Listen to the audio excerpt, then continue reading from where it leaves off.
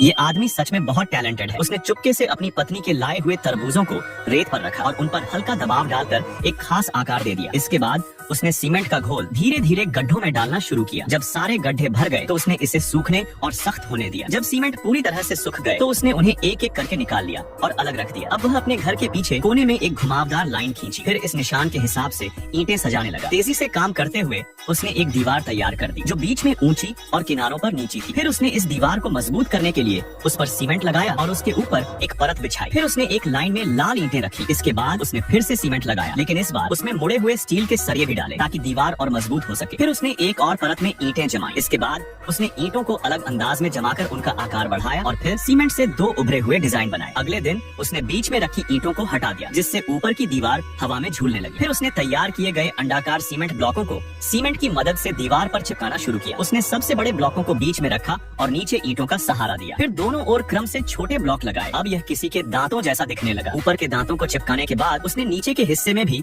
घुमावदार ईंटों की एक लाइन बनाई और उन पर अंडाकार सीमेंट ब्लॉक लगाए। इस तरह से निचले दांत भी बन गए जिससे एक बड़ा सा मुंह बन गया। अब इस मुंह को और असली जैसा दिखाने के लिए उसने सीमेंट से होंठ बनाए और उसे चिकना किया। अब तक आप समझ गए होंगे कि वह क्या बना रहा है। असल में यह एक खूबसूरत मछली तालाब बनने वाला है। अब तालाब को मजबूत और वाटरप्रूफ बनाने के लिए उसने दीवारों पर सीमेंट की एक और परत चढ़ा दी। फर्श पर भी सीमेंट लगाया ताकि पूरा तालाब मजबूत बन जाए। इसके बाद उसने झरना बनाने का काम शुरू किया। इसके लिए उसने कुछ पुराने कपड़े काटकर एक प्लास्टिक के ड्रम पर बांध दिए और उसमें छेद किए। फिर उसने इन छेदों में पाइप फिट की और कपड़ों को सीमेंट में भिगोकर ड्रम पर चिपका दिया। फिर उसने एक और प्लास्टिक ड्रम लिया, उसके ऊपर एक पंखे की जाली रखी और सीमेंट का तौलिया उस पर जमाकर एक नया डिजाइन बनाया। जब यह सूख गया तो उसने इसे तालाब में रखा और सीमेंट से जोड़ दिया। फिर उसने एक सीमेंट से ढका हुआ ड्रम ऊपर रखा। अंत में उसने पूरे तालाब पर रंग बिरंगा पेंट किया और खास तौर पर होठों को गुलाबी रंग किया जिससे वे और भी सुंदर दिखने लगे। उसने तालाब के अंदर कुछ पौधे भी लगाए। इस तरह एक अनोखा और जबरदस्त मछली तालाब तैयार हो गया। अगर आपको इसे 10 में से नंबर देने हो तो आप कितने देंगे?